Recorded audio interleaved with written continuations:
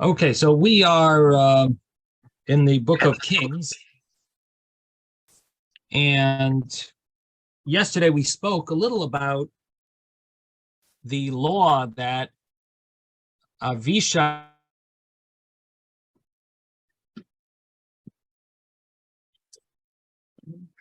marrying or being with David was not so simple, and Avishai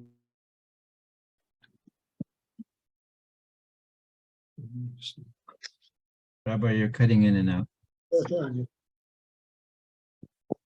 nothing could warm him. Advised that they should arrange for the king to have a young virgin girl to lie with him and bring him warmth. Now, this was meant they weren't meant to have relations. This was simply a way of like a medicine for David HaMelech. And we mentioned yesterday, we looked at a Gemara. There was a Talmudic statement about like a little more information, more details about this actual story, where Avishag asked David HaMelech, please marry me so that, this will be a lot more Jewish. I shouldn't be together with you, in such a way if we're not married and we're being secluded in a private, I'm touching you, you're touching me, where this is not really appropriate. Let's do this right and at least get married. And David HaMelech said that he he's already married with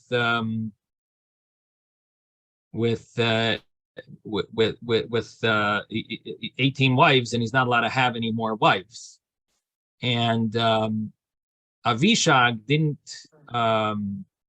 accept that, and she thought that he was sort of like pulling his leg.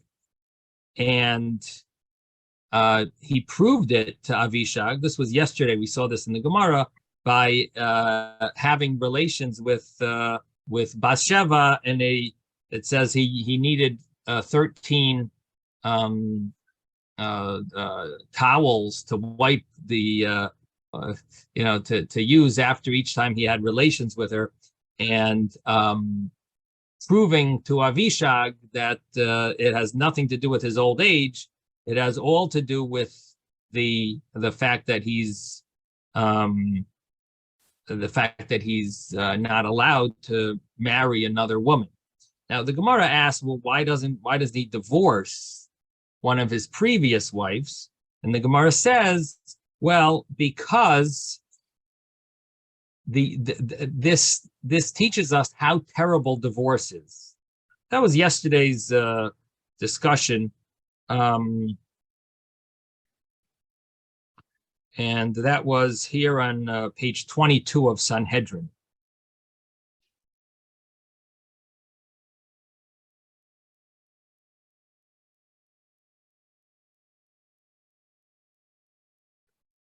So he initially had told Avishag that he's not allowed to, and she didn't believe it.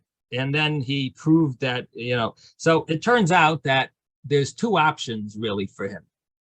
One is to divorce one of his other wives. And that, the Gemara says, is a terrible thing. Divorcing a wife or first wife, it's a terrible thing. And the other option is he's going to just be with this girl who's not married. So it's not the regular case of adultery. It's not the official adultery cases where a woman is married and another man is with her. But this is going to be similar, in a slight way, doing something wrong. He's going to be with secluded in a private room with another woman who he's not married to, and he's going to be touching her. So what are the prohibitions here that are involved? Again, the other way of doing things was get divorced from one of his other 18 wives and marry her. And the rabbis didn't seem to want that. They'd rather this way. But there are prohibitions involved. What are the prohibitions involved in a man being secluded with another woman who's not married, but being secluded in a room with another woman. So there's a prohibition called yichud. Yichud means that you're not allowed to be secluded, a man and a woman. And there's a lot of issues of what happens if there's 2 women or 3 women or 2 men and 3 men. A lot of discussion in the writing in the Jewish law about when is it permissible. Are there any scenarios where it is permissible to be secluded with another woman? If you're in an elevator, that's very short time, so it's not an issue. But if you have a worker coming to work in your house, is that a problem? If you have a husband, so let's say your wife is home and you're at work, but you could come home anytime. Does that make it permissible? If you're in town, if you're in the city, there are a lot of there's a lot of leniencies. You need to figure out if it's okay. And there are cases where it is permissible, but this would not be one of them. This is seemingly a very surprising case. There's a prohibition of yichud. Now, the other issue that normally a person has with a single woman is the issue of nida. When a woman,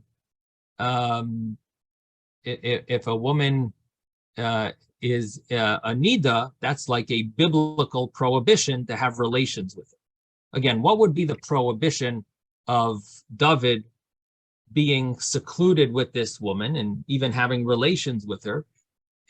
She's not married, but it would be a prohibition of yichud, and that would be a rabbinic law. Rabbinically, it was prohibited for a man to be secluded with a woman who he's not married to. And there would also be an issue if they were to have relations where she is a nida, she's a menstruated girl, because the reason why it would be a problem is because women who are not married don't go to mikvah. Married women go to mikvah. So for part of the month, she would not be a nida, but the other part of the month, she would be. And what about a single girl? A single girl is always a nida because she never goes to the mikvah. She's not married. She never goes to the mikvah. So a single girl would always be a issue of being a nida, and theoretically it would be an issue of getting close to her, bringing himself close to this girl, which could lead to having relations. So that would be a prohibition. There's a prohibition in the Torah of leisikrivu. Don't do anything that might get you to come to having relations with a nida, a menstruating woman. Now, the reason why that's not an issue here, even though Avishag is single and she, seemingly there would be no reason for her to go to mikvah, it's not true. In the olden days, they did go to mikvah. The single girls would go to mikvah. And the reason why they would go to the mikvah is because they also were always dealing with holy items. Again, nowadays we don't have this because we don't have truma, or we don't have kodshim, holy things from the sacrifices and so on. But in the days of the Beis Hamikdash or the Mishkan and so on, they did deal with holy items, and they didn't want to make impure any kohen. So women who menstruated, girls who menstruated, even if they were single, they would go to mikvah. In today's day and age, you don't do that. So what happens if, in today's day and age, if a person has relations with a non-married woman, they're not married, he just has relations with her, what would be the prohibition? So there would be a biblical prohibition of a man having relations with a nida, with a woman who never went to mikveh after she last menstruated.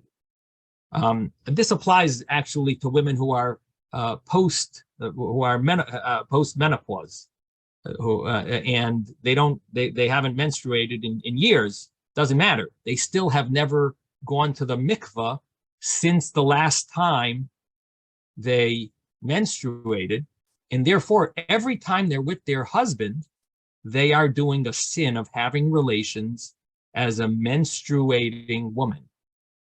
All they need to do is go to mikveh once, and then every time they have relations afterwards for the rest of their life, they will not sin of having relations being being a menstruating woman who never went to mikvah.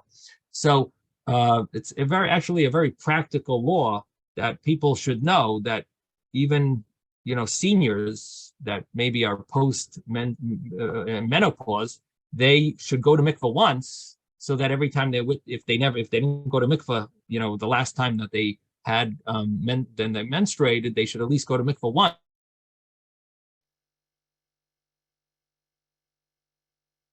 David, he is going to be lying with a woman who is probably menstruating.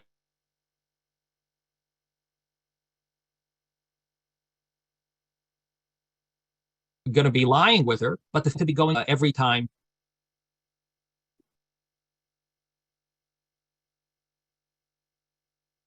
Rabbi, I think we're losing you. Anybody else having this problem? Yeah. Yes.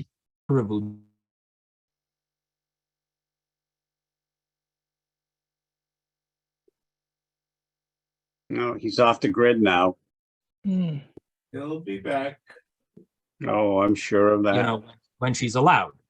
Rabbi, we lost most of that because you're breaking up. Are you able to hear us? Now he's frozen again. Maybe he's not pedaling the bicycle fast enough. Yeah, I think so.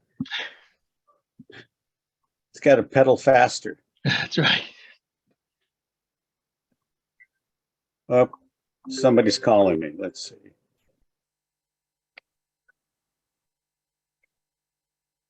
Hi, what's up? Recording in progress.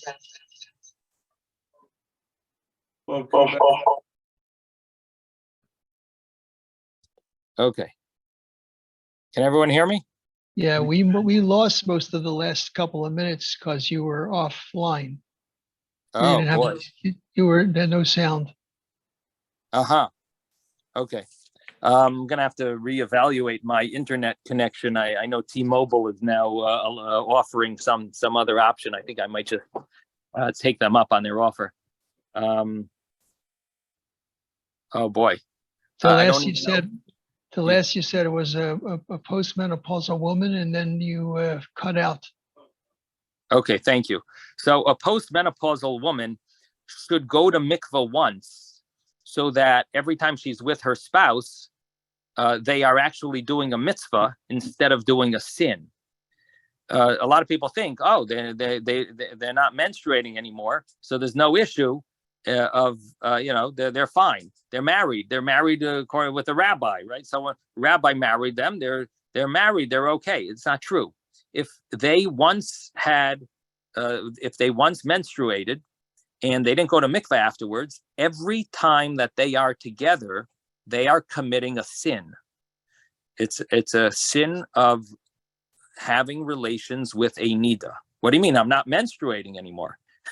You're not menstruating anymore, but you never purified yourself from the last time that you menstruated. So the husband is doing a sin and the wife is doing a sin of having relations. So it's in this situation, going back to King David. So they obviously are not going to be getting close when she is a nida.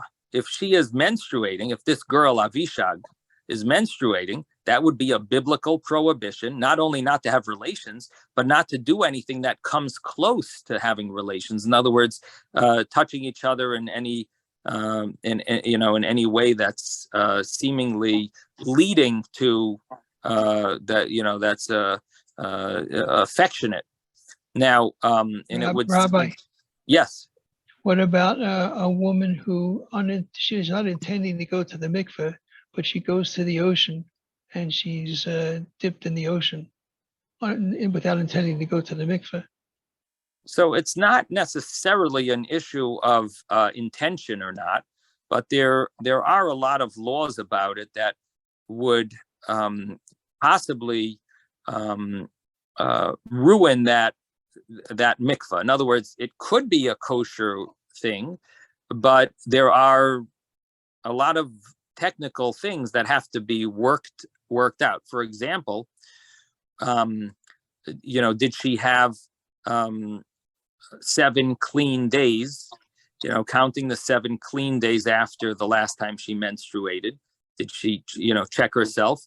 Was her bathing suit very loose or too tight? Too tight of a bathing suit. Real mikveh is you don't wear anything, but it is, if someone did wear a bathing suit, if it was loose, it wouldn't be necessarily a problem. It could be still a kosher mikveh. But again, there's a lot of technical laws about going to the mikveh, and it's not just dunking. You really should, person would go over them. Take them a few minutes to read through, make sure checklist of the certain laws that have to be fulfilled, and then they could do it properly in a real mikvah. Another issue with going to the beach is also the sand that's on their feet. Not necessarily is it, a person has to be completely clean without any intervening substances.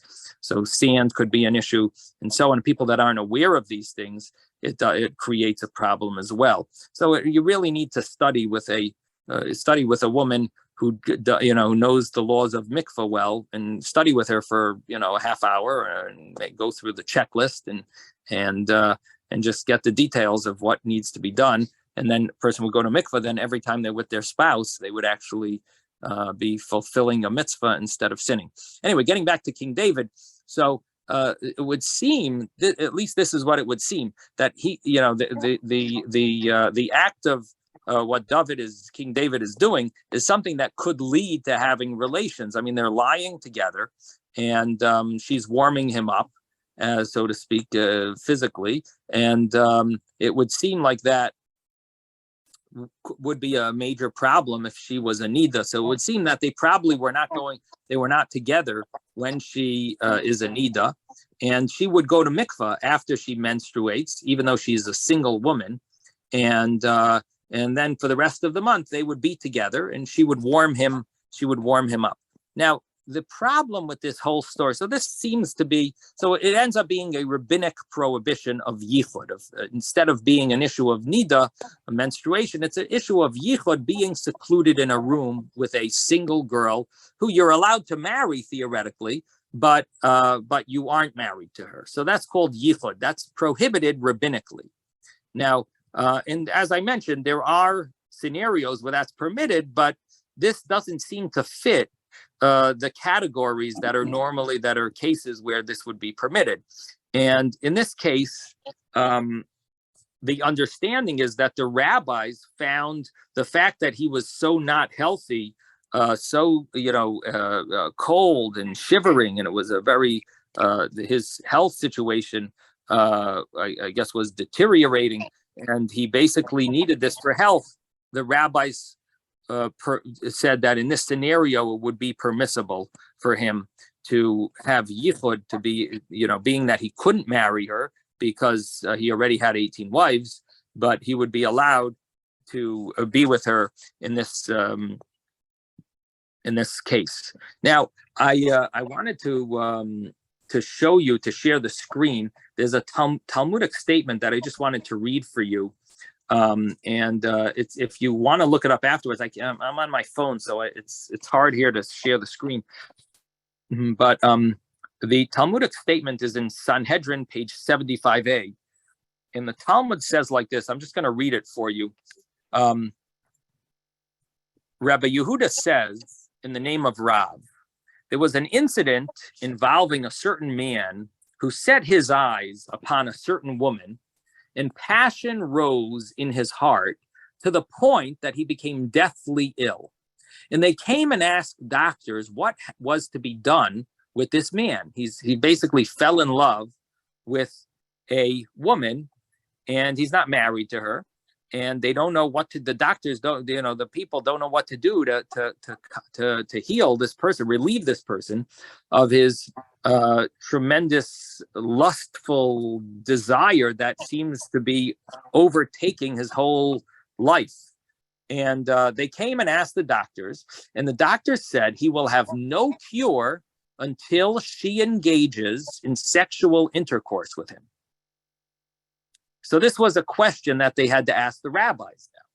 What should be done? He's about to die because he has such a strong lust for this girl. And so the rabbis, the sages said, let him die, and she may not engage in sexual intercourse with him. That's the Talmudic, this is the Talmudic law. So the doctors said, well, she should at least stand naked before him, and maybe that will calm his, give him that feeling of,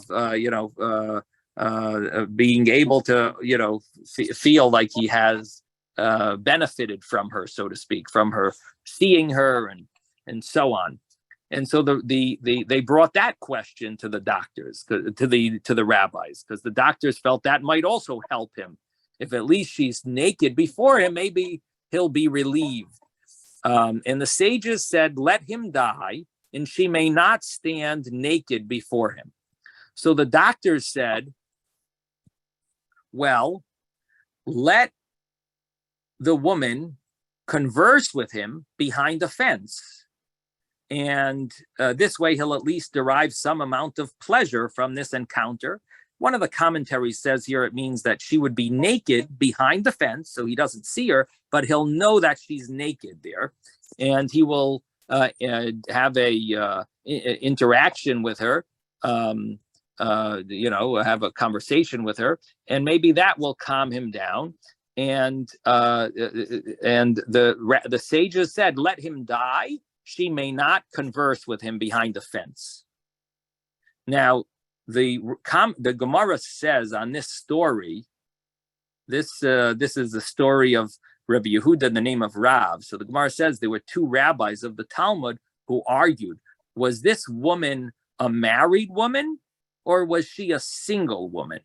So that means that there is an opinion that even for a single woman, we should let the man die and not transgress even he's not going to have intercourse with her. He's just going to simply speak to her or have her naked before him. Even that would be prohibited. Let him die instead of it. So the question that the later commentaries struggle with is, how does this fit with the story that we're reading here in the Book of Kings? In the Book of Kings, we're reading a story where David HaMelech, we want to save his life or let him, be healed by, having some type of a slight variation of what you would call adultery. It's not real adultery. He's not having relations, but he's doing something that's inappropriate. And the rabbis seem to permit it here. Why didn't they permit it in the other case where it was a life and death situation? How do you differentiate between these two cases? According to the Talmud in Sanhedrin, page 75a, it seems over there very clear that we don't do anything that would be, inappropriate and cause a Jewish woman to have to humble herself, so to speak, because of someone's, issue that they, even though they might die, but we're not going to do that. That's a slight element of adultery. It's not real adultery, but it has a slight connection to adultery, and we stay far away from that, and we prohibit it completely and let the man die. And here, David HaMelech, they're allowing him to do this thing that's sort of like questionable. So the simple understanding, I don't know if anyone wants to try to answer that, but the simple understanding of this is that there are two very different cases. There, the person is, we're telling him, you cannot, we are not going to give in to your lustful thoughts. That's all, in other words, that story there is all based on someone's thoughts that he just let his desires develop into sin. And that we say, absolutely not. But here, this is a health issue that King David did not even come up with this idea. He has no interest in it.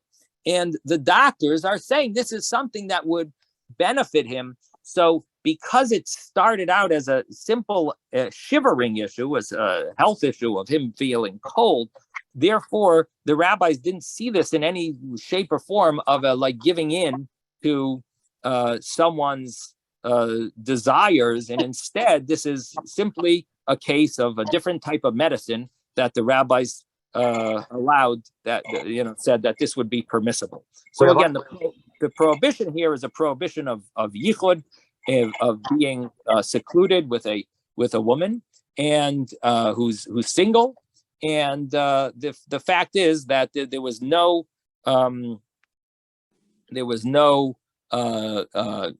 actual physical sin, so to speak, of having relations.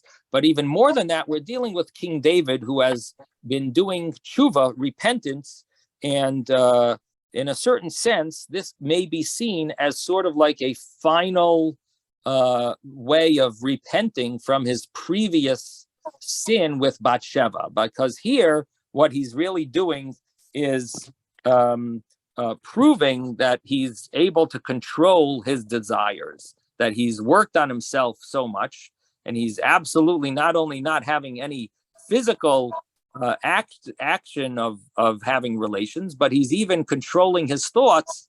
And the only benefit he's having is similar to someone who has a blanket that's warming him. That's how he's feeling in this scenario. So he's really on a high level, and the rabbis felt this was allowed. The rabbis permitted it based obviously on Jewish law.